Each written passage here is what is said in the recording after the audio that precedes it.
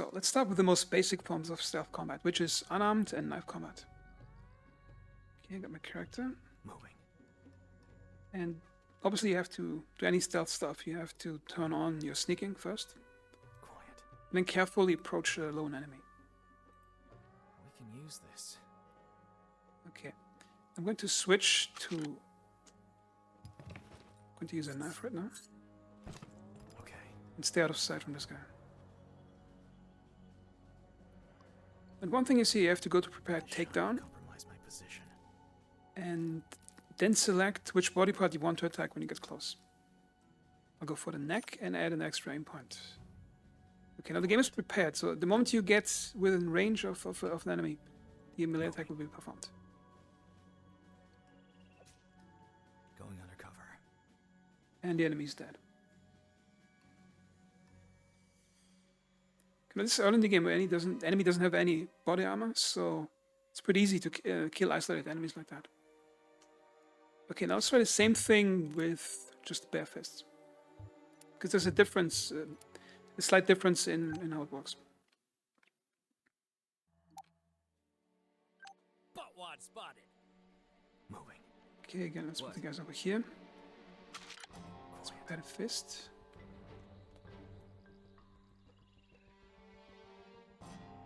Okay. Again, works the same this way. We go prepare takedown. Aiming. And I'm going to go for the neck, one extra aim point. Okay. Now I'm not going to approach him right away because he's probably going to turn around right now. So I'm just going to wait for a moment for a better opportunity.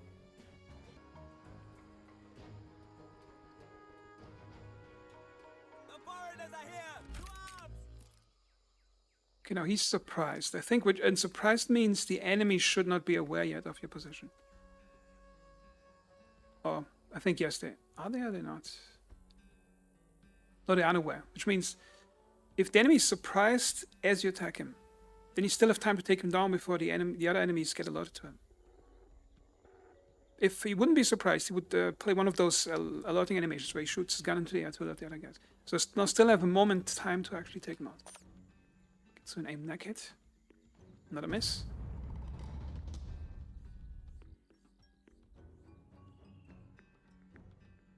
Okay, see now, I missed my chance to hit him, and now the enemy crew is alerted. Okay, anyway, the outcome would have been the same. If it would have landed the hit, it would have done 38 damage, which I suspect is the critical damage needed for this particular character to take him down, because I think the AI has different hit points randomized. Okay, now, I told you that there's a difference between using fists and knives. Oh, the difference is slightly under the hood. It's not in the way you use it in the user interface. Okay, first let's go to the character, merc info. Okay, there's several stats that govern your melee attacks. Okay, the most important one, or one of the important ones, is agility, free movement start of the turn, and how stealthy the merc is. Now, this is how sneaky you are when you sneak up on the enemy, which means if you're walking up on them from behind, whether they can hear you or not, and I think how visible you are in general. Okay, so that's a good stat to have for anything. Then the next one, dexterity, affects bonus from aiming and stealth kill chance. See that there's some connection to stealth gameplay here. And then strength, which on surface doesn't sound like it's connected to stealth, but it is because it affects throwing range and the size of personal inventory of the character. It's particularly important in melee combat. And so, for example, if you want to have a character that uses his fists and sneaking up on enemies, then high agility and high strength would be useful. Then you probably wouldn't need dexterity. Of course, you could pump all three stats, but then you have to compromise on other stats. So, for example, you could have a skilled brawler that's really good in melee combat and getting close to the enemy and killing them with one hit. Or you could have somebody who's not as strong, always good with knives, and then you could use more dexterity. Okay? And as for traits, for my own personal character, for this demonstration, I took martial arts, improved accuracy with melee attacks, and improved defense. Which means you're more likely to hit a hit. And then we got stealthy, harder to spot by enemies while sneaking. Okay, now let's compare how effective a melee attack is compared to a suppressed pistol attack Moving. in a combat situation. Okay, got a suppressed pistol with an improvised suppressor and a knife over here. The goal is to get one isolated enemy and take him out with a knife.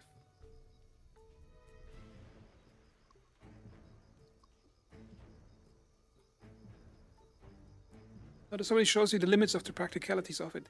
Because if you play on high difficulty levels, if I take out one of those guys, the other guys are going to notice really quickly, and then everybody's alerted.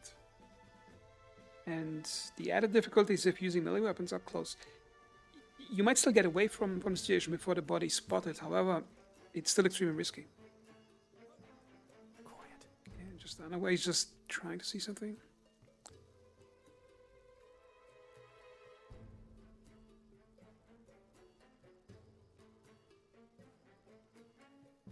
I'm going to take care of this guy Okay. once I get close.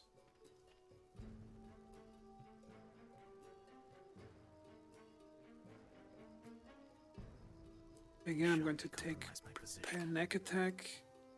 Moving. I'm going to sneak up on this guy, see what happens. It did 81 damage right now. Which means this guy had a much higher HP pool, and it was a critical successful attack because I think it took out all the health points they have. As you can see now, the combat has started. And surprised means that I think I still got time. Yeah, it actually says it here. Alert, but doesn't know what's going on.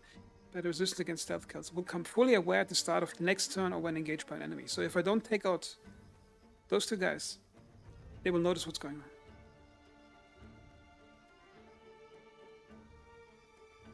Okay, so this shows the limitations of melee attacks. I think they're really cool and cool to pull off if you sneak up and take them up with a knife. The only problem is you need to get out of the danger zone, because if you play later in the game and you're this close to enemies without fire support on your own side, you can run into problems really quickly. Okay, now let's repeat that situation with a suppressed pistol. Okay, now I got, see here, I got a improvised suppressor. Costs 20 spare parts. Moving. See if I can get better results with a pistol. Quiet. It's good. Now I have a 80 marksman skill on this guy. Now I'm clicking on it. Head, aim as much as I can. See, it's already missing at that distance. Oh, the character is surprised. Okay, so I still got time to actually do something with it. Let's try again a headshot. And I miss a shot again. Which means 4 or 5 tiles is not good enough for stuff like that. Sneaking up with a knife was more effective in the previous example.